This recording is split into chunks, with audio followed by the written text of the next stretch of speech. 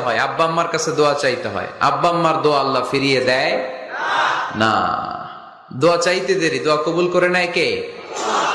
আমরা আব্বা আম্মারে রেখে দিয়ে অমুক দরবারে যাই, অমুক দরবারে যে দোয়া চাই।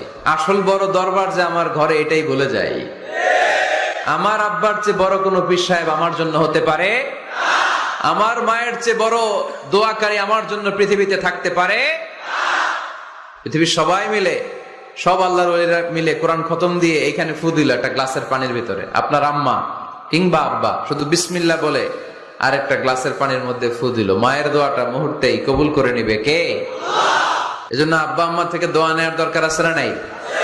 দোয়া চাইবেন, দোয়া চাইবেন। মায়ের মর্যাদা অনেক বেশি, বাবার চেয়ে 3 গুণ বেশি, কমসে কম। কয় গুণ বেশি?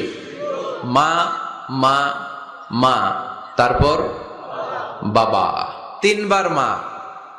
কয়বার মা?